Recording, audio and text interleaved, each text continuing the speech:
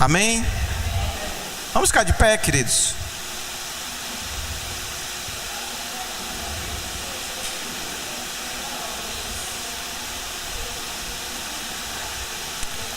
Vamos ler a partir do 10, amém? A palavra do Senhor diz a seguinte mensagem: se obedecerdes aos meus mandamentos, permanecerei no meu amor, exatamente como eu tenho obedecido às ordens do meu Pai e permaneço em seu amor. Tenho-vos dito essas palavras para que a minha alegria permaneça em vós e a vossa felicidade seja completa. E o mandamento é este: que vos ameis uns aos outros, assim como eu vos amei. Não existe maior amor do que este, se alguém dá a própria vida por causa dos seus amigos. Vós sois os meus amigos, se praticardes o que eu vos mando.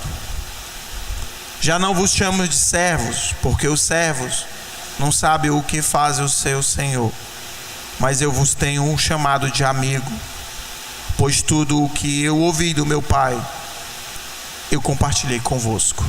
Obrigado, Senhor, pela tua palavra. Obrigado pelo que já aconteceu, pelos louvores, pelas ofertas que foram te oferecidas, Deus. Em nome de Jesus te agradecemos e te pedimos a tua direção, e que tua palavra, Senhor, faça mudança nas nossas vidas. Em nome de Jesus nós te oramos e te agradecemos. Amém. Podeis assentar, irmãos. Amados, nós até hoje de manhã tínhamos cartazes sobre obediência na igreja. Tínhamos um banner grande ali sobre obediência. O trato era que ficasse até agora à noite, né? Eu não sei se foi o vento que tirou, como é que foi. Caiu. Então, porque era para justamente os irmãos que não puderam estar na semana de oração observasse o que ocorreu. Então nós, na segunda-feira, começamos com a irmã Helenice dirigindo, e ela trouxe reflexão sobre a obediência, sobre as bênçãos da obediência, as maldições da desobediência ou as consequências, exemplos de obedientes e exemplos de desobedientes. E daí nós refletimos que nessa semana nós terminamos sobre obediência, sobre gratidão. Só que estão todos ligados com a temática do ano.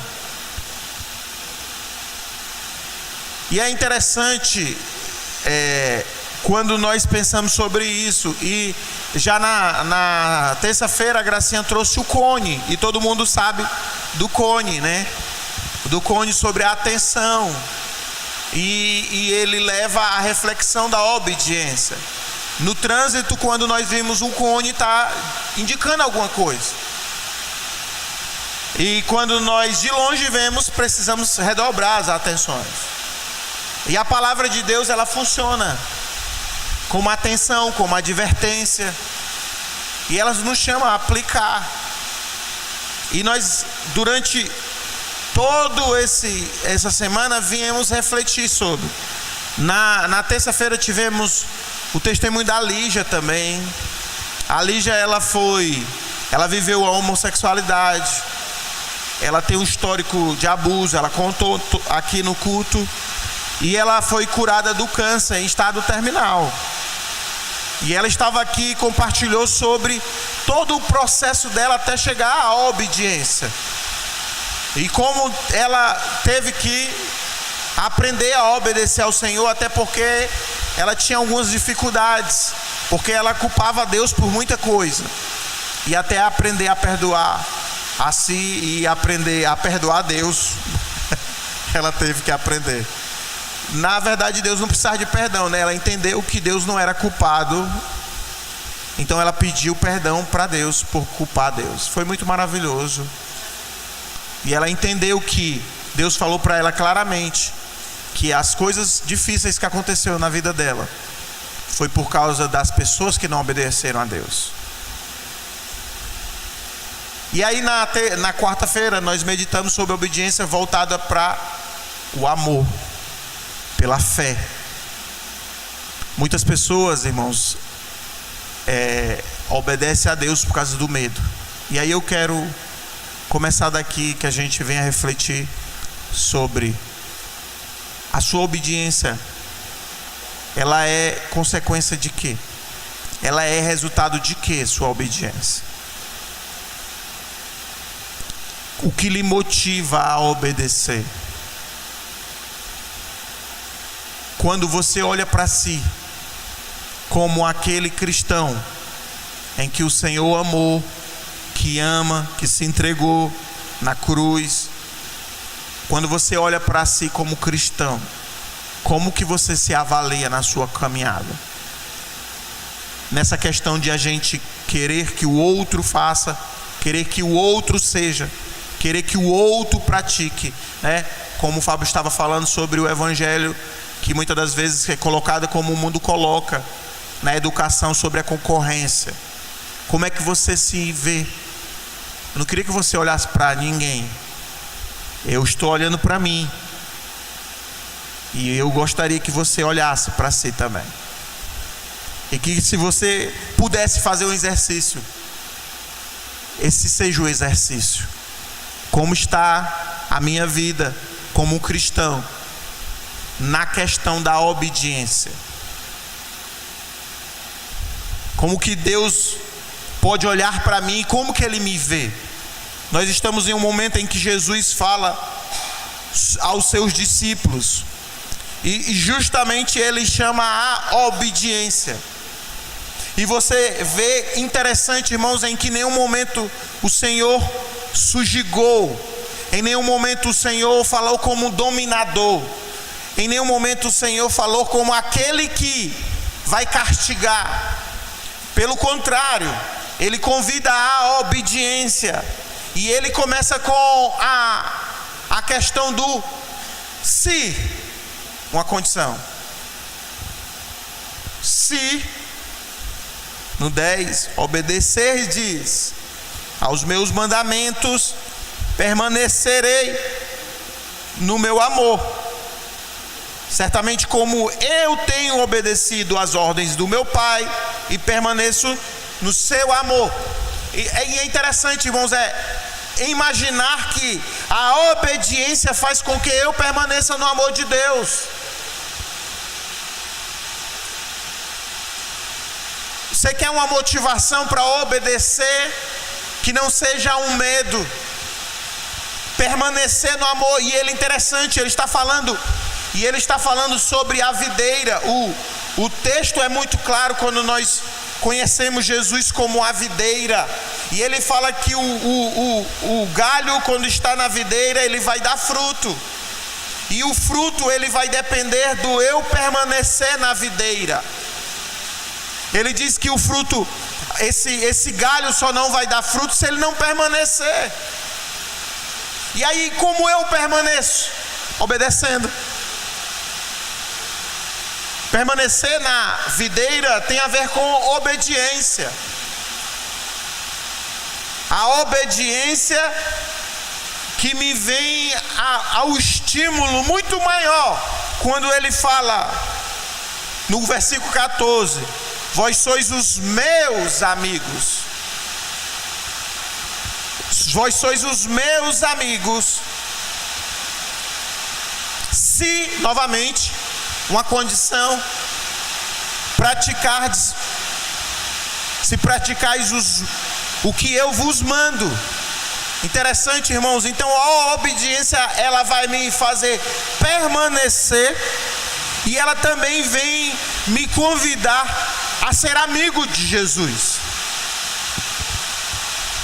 E aí eu sempre gosto de frisar isso, né, irmãos? Quem não quer ser amigo de alguém ilustre? Né?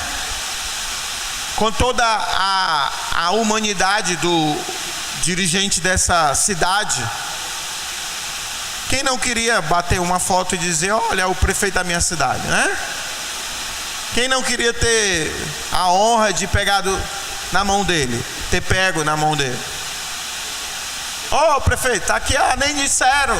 Nós convidamos, não foi, irmão? Foi avisado na igreja. A surpresa foi ele ter aparecido aqui. Quem convidou, não sei. Ele veio. E qual é a honra de dizer que você é amigo de Jesus? Amigo do Filho de Deus, irmão. E aí ninguém te coloca medo, irmãos. Não tem inferno aqui. Não tem consequências do pecado. Não tem maldição nenhuma te motivando. Tem uma condição de obediência, e essa condição me dá uma característica. Ela está me dando um benefício, ser amigo de Jesus. Qual é as pessoas quando dizem, por que você é amigo de alguém?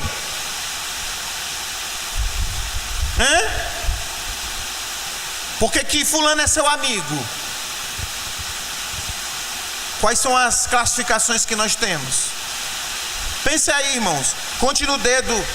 Se você conseguir contar em menos de 1 minuto 5 pessoas na mão, você tem amigos, né? Se você demorar mais de 1 minuto para contar, você precisa rever seus conceitos. Mentalmente não precisa nem ter o constrangimento. Eu vou compartilhar uma coisa para vocês. Em alguns momentos da minha vida eu chorava sobre quem é meu amigo. Como eu posso dizer de verdade quem são meus amigos? Agora em março fizeram 15 anos que eu pastorei. E durante esses anos de pastoreio eu fui perdendo alguns amigos. Alguns amigos se distanciaram. Eu cheguei a ponto de ter uma amiga que ela chegou para mim e perguntou: como que eu chamo você agora? De Herbert? Eu chamo de Pastor Herbert. Como que eu chamo você? Aí eu pergunto para você, é interessante essa pergunta.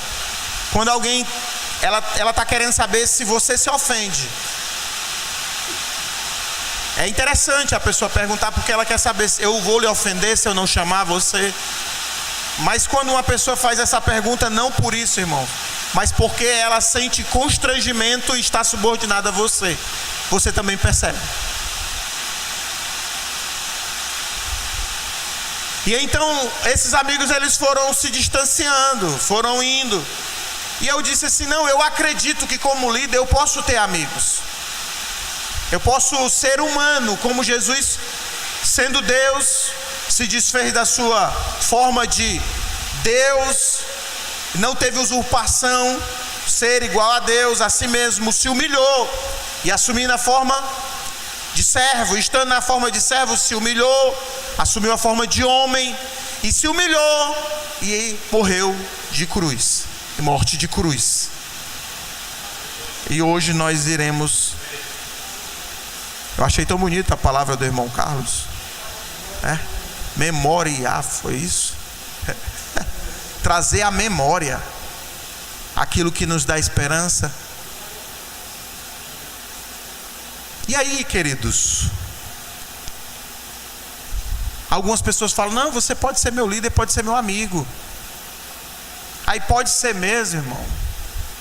E quando eu começar a contar algumas dificuldades como humano que eu tenho, quando eu precisar dizer que eu tenho lutas com algumas questões, você vai ficar como meu amigo? Vai continuar me vendo como um líder espiritual? E foi indo embora, irmãos, mais. E pior, esses quando viu humanidade, disseram assim: não, eu preciso de uma pessoa mais poderosa que eu para estar me liderando. Esse é fraquinho. Alguém chegou para mim e disse assim: você tem que parar de falar de você no púlpito. As pessoas precisam ver as suas qualidades e as suas potencialidades, não os seus defeitos. Nossa, é mesmo. Você está perdendo a credibilidade, está falando muito de você. E fui perdendo amigos. E aí algumas pessoas diziam assim: não existe essa história.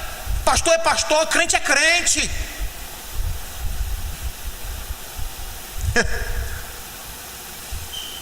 E eu dizia: Senhor.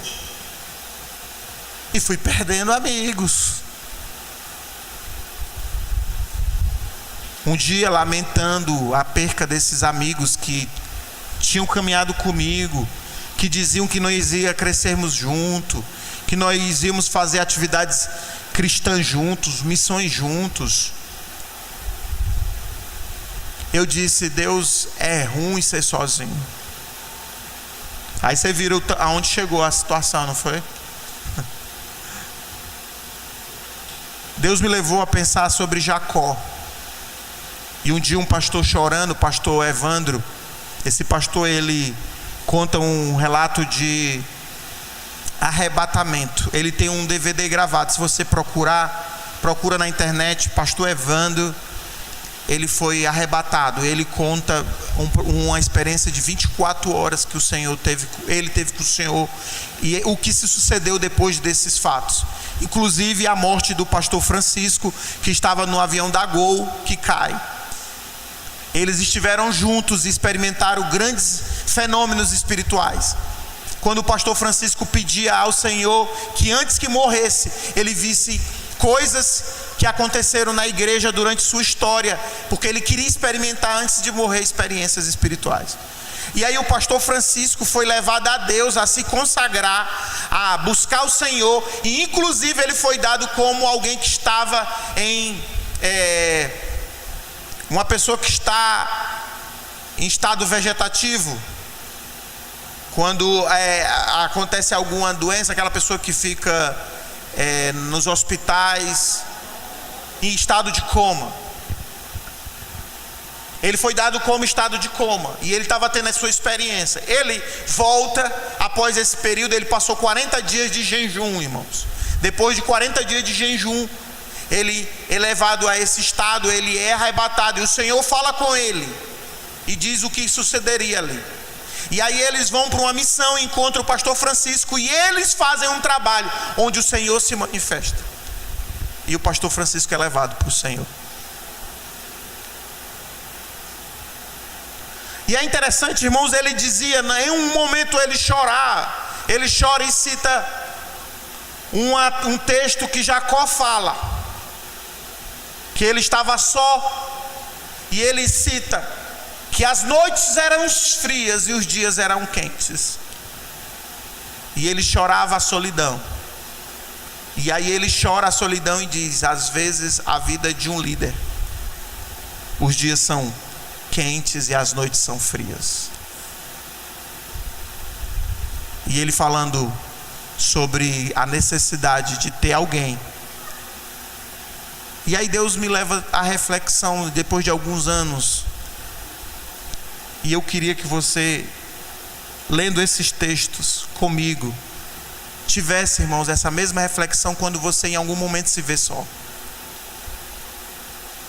Algum momento você dizer assim: quem é meu amigo? Quem eu posso contar? Quem posso verdadeiramente dizer o que eu sinto sem me criticar? Quem eu posso verdadeiramente ser quem eu sou sem achar que eu não sou cristão? Quem realmente pode andar comigo e se orgulhar de ter a minha amizade? E aí, nessa reflexão que eu fazia, enquanto aqueles indo, eu encontrei o texto de João 15:15. Não que eu não tivesse lido, irmão, não que eu não tivesse nunca meditado nele, eu já falei, e isso que eu estou refletindo hoje, em algum momento de algumas pregações, eu citei muito rápido, e eu disse: uma outra oportunidade, eu me aprofundo aqui. E hoje Deus me faz refletir sobre o João 15,15, ele diz: eu não vos chamo de servo, porque o servo não sabe o que o seu senhor, o que faz o seu senhor, mas eu vos tenho chamado amigos. Por que eu tenho vos chamado de amigo? Porque tudo o que eu vi do meu Pai, eu compartilhei convosco. E aí eu olho para o meu Jesus, irmãos, meu Jesus que era para estar nos palácios e está com a multidão. O meu Jesus que era para vestir roupas elegantes e nobres, veste roupa comum. O meu Jesus que não tem aparência de nenhuma pessoa ilustre, que para ser identificado com o povo é preciso ser beijado pelo seu traidor, como o Fábio falou, que toma o pão molhado com ele e que para ser identificado precisa ser beijado. Aquele a qual eu beijar, esse é o que vocês devem prender. E quando Jesus vem ao encontro de Judas, ele diz assim: amigo.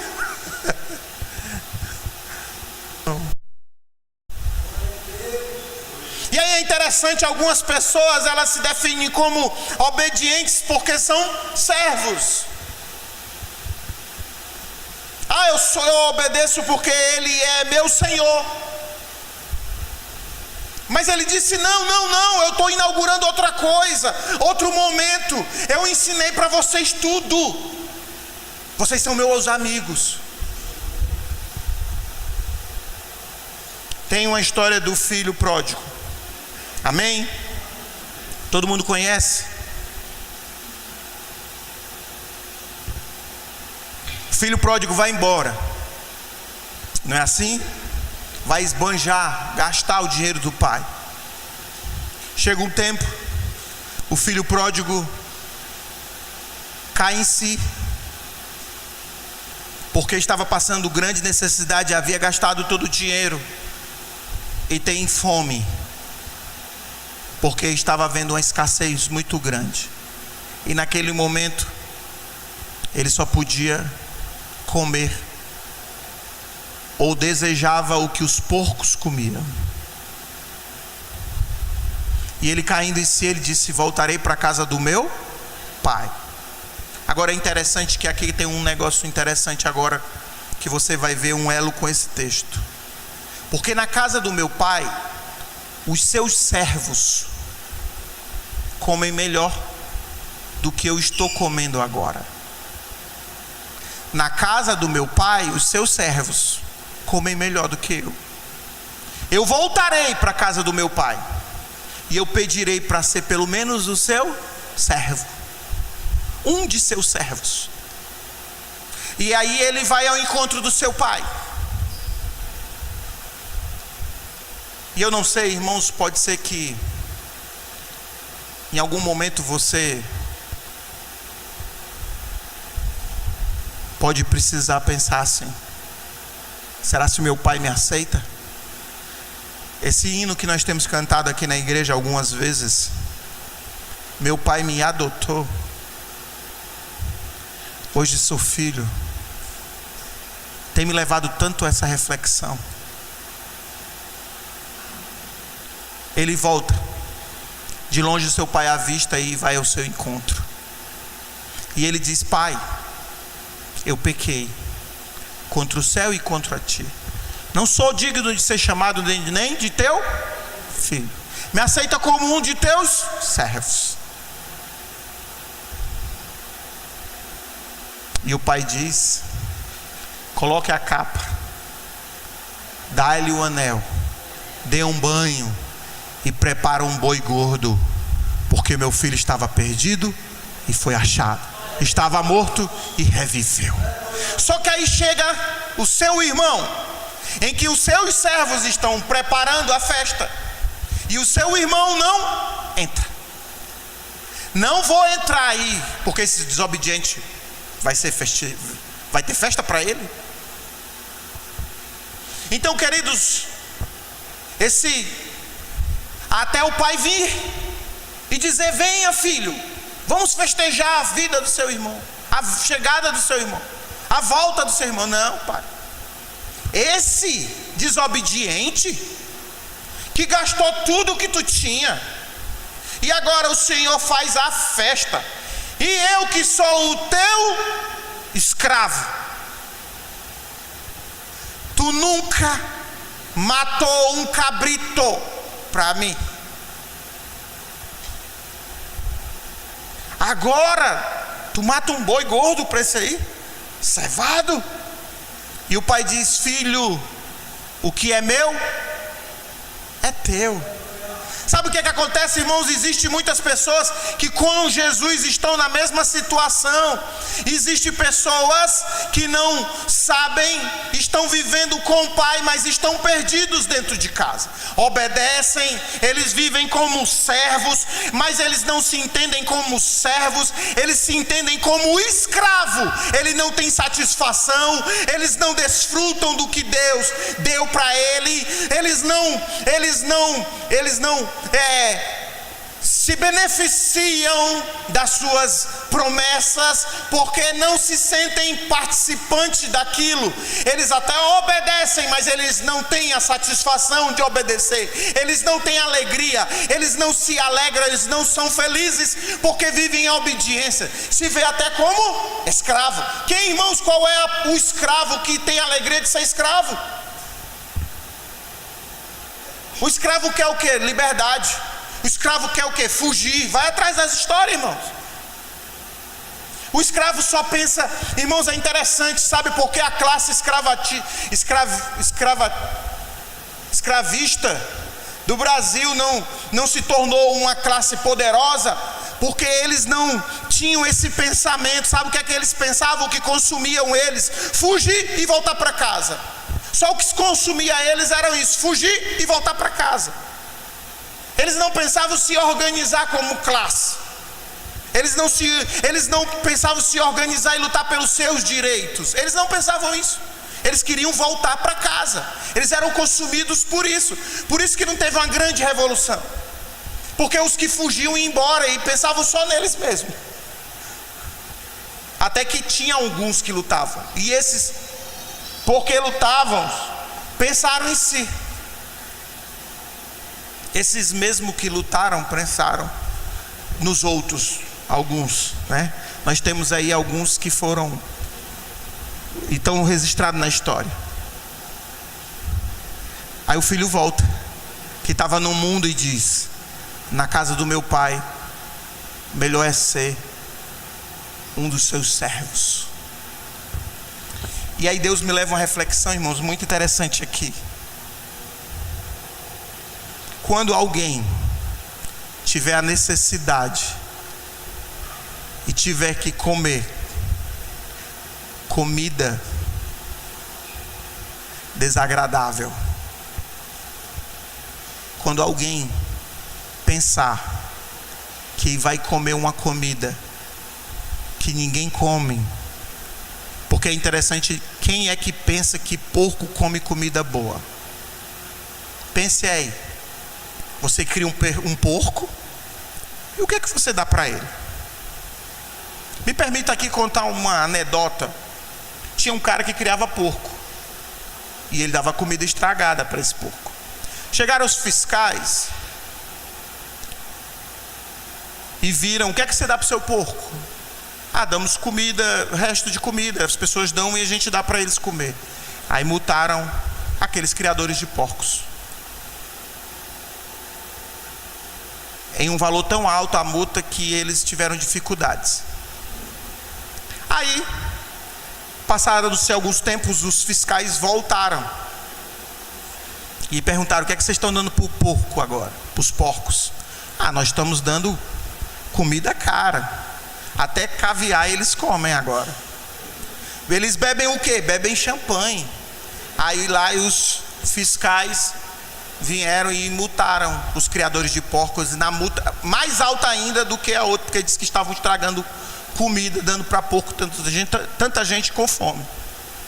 Passado algum tempo, esses fiscais retornam, e o criador de porco estava balançando numa rede lá, Aí cadê a gente vir avaliar os seus porcos? Aí estão lá no quintal, lá solto. Solto? É. E o que é que você está dando para eles? Não dou comida para eles não. Não dá não. Eu dava resto de comida, vocês me multaram. Eu passei a dar comida boa, vocês me multaram. O que é que você está fazendo então agora? Eu dou R$10 para cada um e eles que se virem.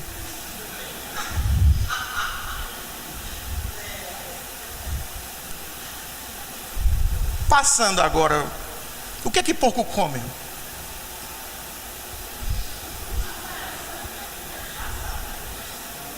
Quem aqui pensa que comeria o que eles comem? Exatamente. Deus o livre. E aí ele disse: voltarei para a casa do meu pai. Sabe o que acontece, irmãos? Eu penso que quando alguém estiver na condição e que vê que no mundo ou distante do pai a comida que lhe oferecer é comida de porco, ele vai lembrar que na casa do pai é melhor ser escravo. Sabe o que acontece, irmãos? Lá no mundo tem pessoas dizendo: eu queria estar na situação que você está.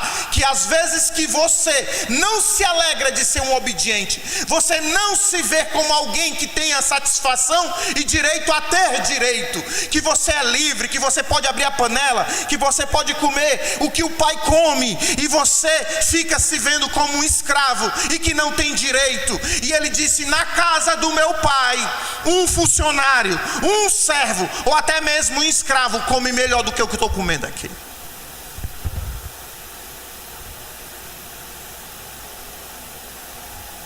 Se talvez você não se vê como um amigo de Deus, irmãos, e se você talvez se veja só como um servo que obedece, se alegra, querido. Se alegra e diz assim: Deus, obrigado porque eu sou servo. Porque até mesmo como servo eu tenho o direito de comer o que o Senhor come. No mundo, o que vai restar? Comida dos porcos. E aí, amados, onde está o amigo? Mas eu não vos chamo de servo, mas eu vos chamo de amigo.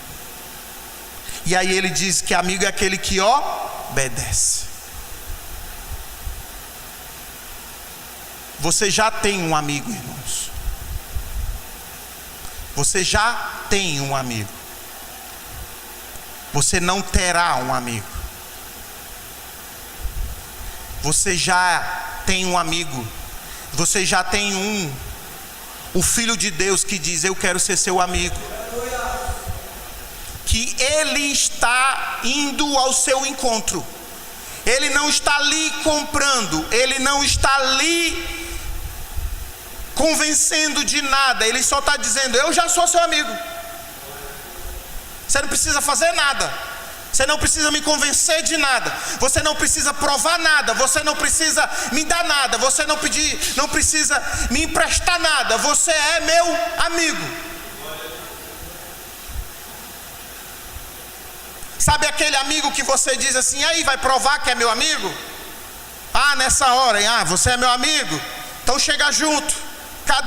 Cadê nossa amizade? Quando de nós vai contar com alguém e essa pessoa não pode, essa pessoa não tem condição ou não consegue, mas nós estamos precisando, e a nossa precisão faz duvidar da amizade do outro. Fala assim: ah, cadê amigo nessa hora, né?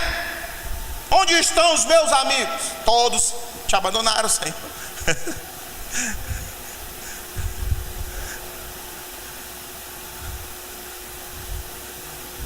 Jesus já é seu amigo, irmão.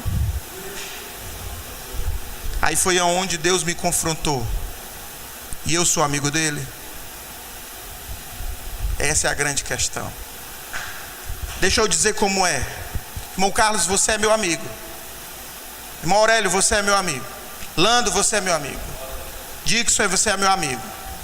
Aí eu pergunto: os irmãos aí também, viu, irmãos? Eu só estou dando aqui que estão aqui na frente. Viu, Jonas? Viu, Ananias, irmão Gilberto? E aí atrás, Fábio, Ed, Vocês são meus amigos.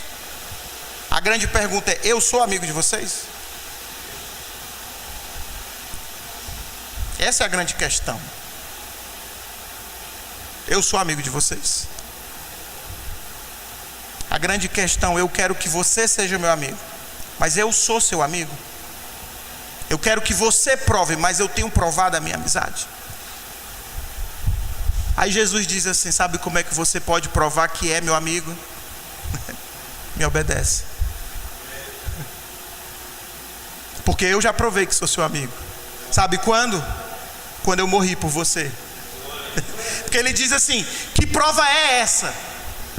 Quando ele fala: alguma prova maior do que essa? Não existe maior amor que esse, em que um amigo dá a sua própria vida pelos seus amigos. Então Jesus já provou, irmãos, que é nosso amigo quando ele deu a vida por nós. E Paulo, escrevendo aos Romanos, disse: e ele não só provou que é nosso amigo, aí ele provou o quê? Que nos amou quando nós nem amávamos.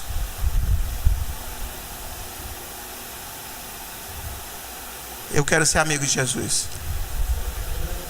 Eu convido você a obedecer, não porque tem medo do inferno, não porque vai para o inferno se não obedecer, não porque tem consequências. Você vai ver na história da igreja, na história dos patriarcas, a consequência da desobediência foram muitas. E a Bíblia ainda diz que se desobedecermos, temos consequências a receber. Eu quero chamar você para ser amigo de Jesus.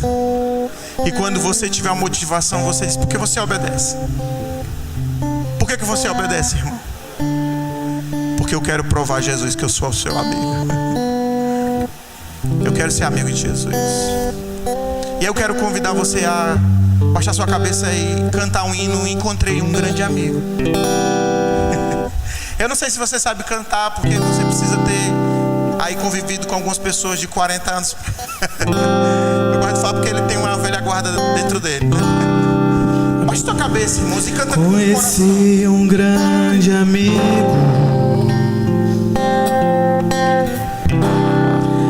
ele é filho de Deus Pai. Aleluia, Jesus. O seu nome é Jesus Cristo. Opa. Nele a gente pode confiar. Jesus, Jesus, seu nome é Jesus. Nele a gente pode confiar. A gente pode confiar. Jesus, Jesus.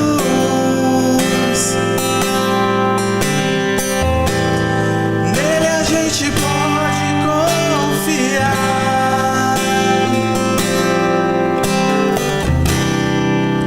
Conheci um grande amigo, ele é filho de Deus Pai. O seu nome é Jesus Cristo. Nele a gente pode confiar. A gente pode confiar. Jesus, Jesus.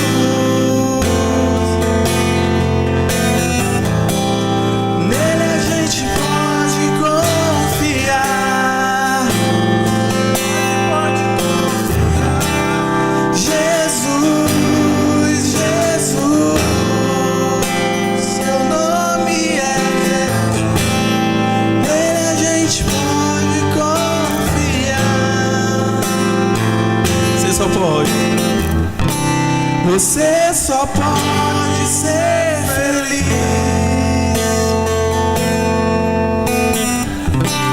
Você só pode ser feliz. Você só pode ser feliz.